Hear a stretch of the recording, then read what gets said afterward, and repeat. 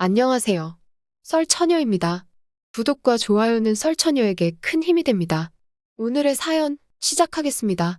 경기도에 사는 40대 평범한 여자입니다. 아이들이 커가면서 점차 엄마의 손이 덜 필요하게 되어 다시 일을 시작하는 게 어떨까라고 남편에게 말했습니다.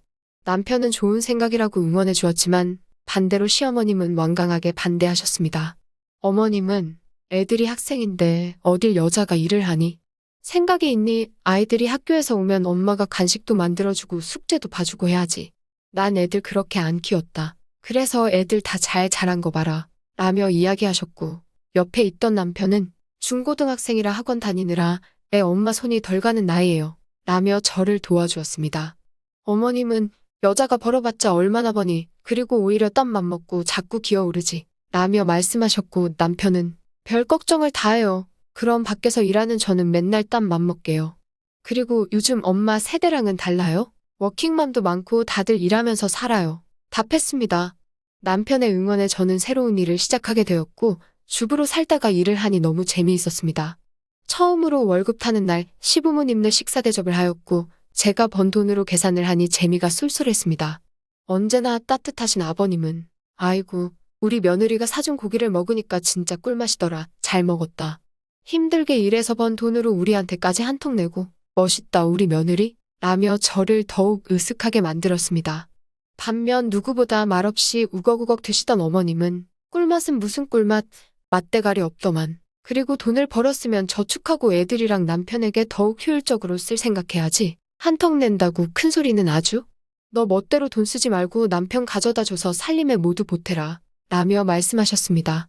네, 어머님 저 혼자 안 써요. 가게에 도움되게 쓸 거예요. 이번에는 첫 월급 타서 대접하고 싶었어요. 라고 대답했습니다. 어느새 일한 지 6개월이 지났고 점차 일에 적응할 때쯤 회사에서 워크숍이 잡혔습니다. 1박 2일로 강원도에 있는 산을 간단히 등산하고 식사하는 스케줄이었습니다. 아이들을 키우면서 산에 갈 일은 없어 남편과 등산복을 사러 외출하였습니다. 결혼하고 혼자 떠나는 여행이 처음인지라 괜히 설레었고 남편은 그렇게 좋아하면서 신발과 함께 옷을 선물해 주었습니다. 워크숍 날일 다가오자 소풍 가는 아이처럼 신이 났습니다. 남편은 잘 다녀오라고 모이기로 한 장소까지 데려다 주었고 버스를 타고 동료들과 강원도로 이동했습니다. 단풍이 든 산이라 너무 아름다웠지만 체력이 예전 같지 않아 동료들보다는 많이 뒤떨어졌습니다. 자신의 페이스에 맞춰 올라가자 해서 먼저들 가시라고 인사했습니다. 너무 지쳐 바위에 잠시 앉아서 쉬는데 앞쪽 바위에 웬 노부부가 손을 다정히 잡으며 땀을 닦아주고 있었습니다. 보기 좋네 하며 자리를 일어나려는데 계속 보니 여자분의 뒷모습이 낯 익었습니다. 내가 힘들긴 힘든가 보다.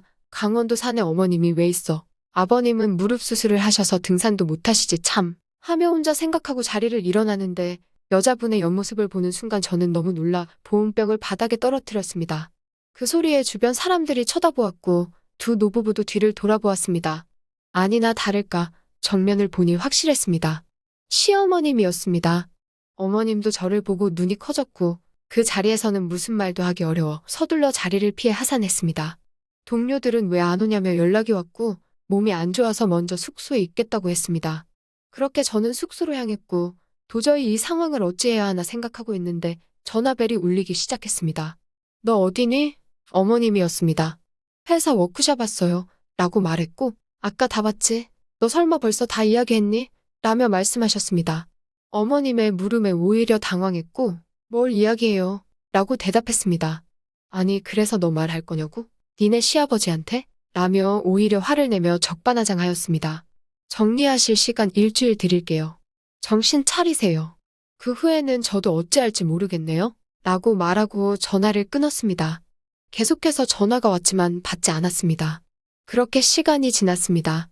어머님과 통화한 지 일주일이 되던 날 남편에게 먼저 이야기를 해야 하나 아버님께 먼저 이야기해야 하나 혼자 생각하고 있을 때 띵동하고 벨이 울렸습니다.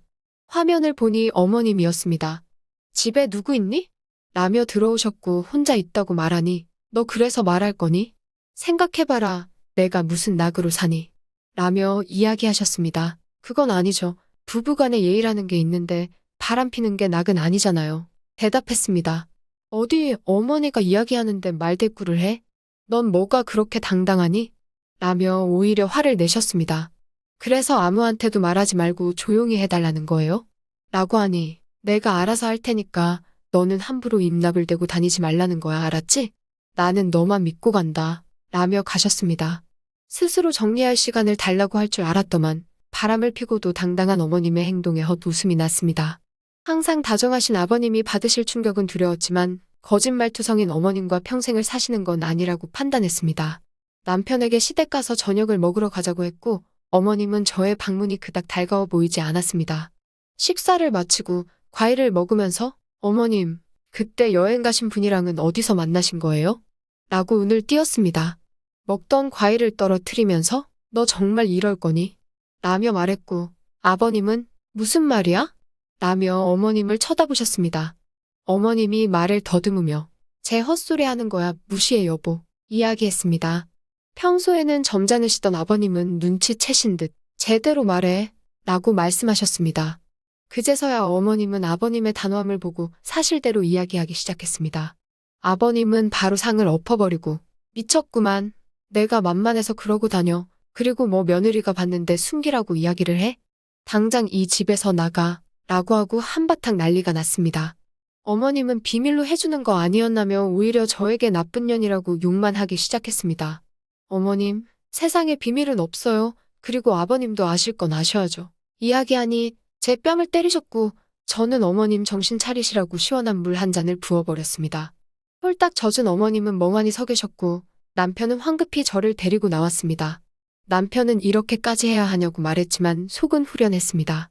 선택은 아버님의 몫이니 저는 할 일을 다 했다고 생각했습니다. 결론적으로 아버님은 배신감에 이혼을 하셨고 어머님은 집은커녕 위자료로 3천만 원만 챙겨 내쫓겼습니다. 죄송하다고 말씀드렸지만 오히려 고맙다고 이야기해 주셨습니다. 적적하신 아버님을 위해 우리는 아버님 댁으로 들어갔습니다. 저녁마다 북적이는 집안을 보시곤 흐뭇해하시는 아버님을 보니 우리까지 행복했습니다. 오늘의 사연은 여기까지입니다. 긴 사연 끝까지 들어주셔서 감사합니다. 구독과 좋아요는 썰처녀에게 큰 힘이 됩니다.